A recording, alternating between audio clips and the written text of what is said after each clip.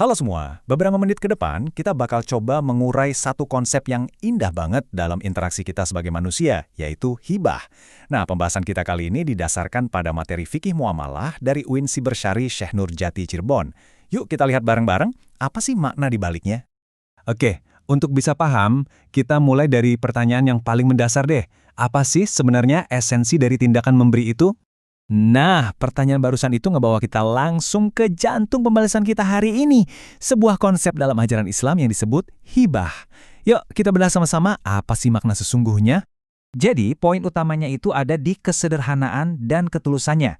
Gampangnya, hibah itu ya tentang memberi dengan cuma-cuma, ikhlas sepenuh hati, tanpa ada embel-embel atau ngarep-ngarep dibalas.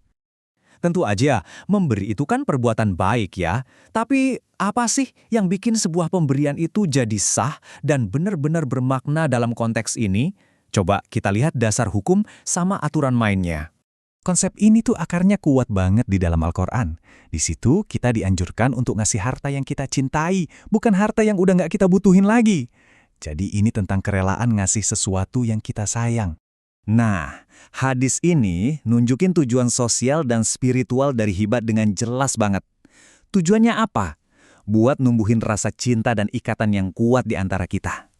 Jadi ini bukan sekedar transfer barang, tapi bisa dibilang ini transfer perasaan.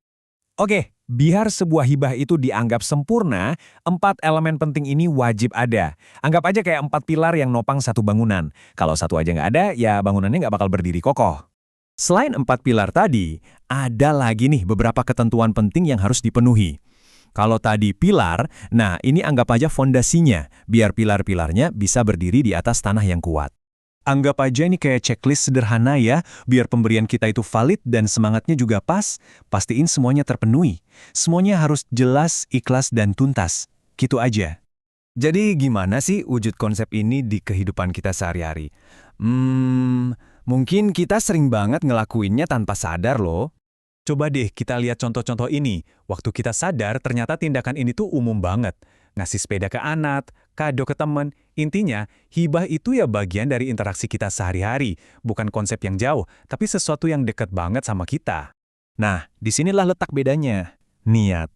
Walaupun sama-sama ngasih, ada perbedaan yang tipis tapi penting banget antara hibah, sedekah, sama hadiah. Semuanya sama-sama baik, tapi niat di balik tindakan itulah yang nentuin esensinya. Oke, terakhir nih, biar kita bisa benar-benar ngerasain semangat hibah, ada beberapa hal yang harus kita hindari. Tujuannya, biar niat tulus kita nggak ternodai. Inti dari hibah itu kan niat yang murni. Jadi sekecil apapun harapan buat dapat balasan, entah itu materi atau pujian, itu bahkan ngerusak semangat sejati dari hibah itu sendiri. Nah ini, jangan diungkit-ungkit. Kenapa? Soalnya itu bisa ngurangin ketulusan perbuatan kita dan bisa bikin si penerima jadi ngerasa nggak nyaman. Udah biarin aja pemberian itu jadi rahasia manis antara kita, si penerima, dan Tuhan. Begitu serah terima selesai, hadiah itu udah sepenuhnya jadi milik penerima. Minta balik itu sama aja kayak kita ngebatalin kebaikan yang udah kita lakuin. Emang ada sih pengecualian, misalnya dari orang tua ke anaknya. Tapi aturan umumnya adalah apa yang udah dikasih nggak boleh diminta lagi.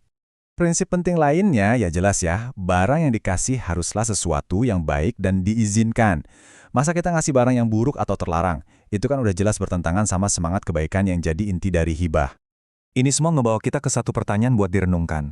Kalau nilai sejati itu ada pada tindakan memberi tanpa pamrih, coba deh kita bayangin gimana satu prinsip ini aja bisa ngubah interaksi kita setiap hari. Kira-kira apa ya dampaknya? Bukan cuma buat hubungan kita, tapi buat masyarakat secara keseluruhan.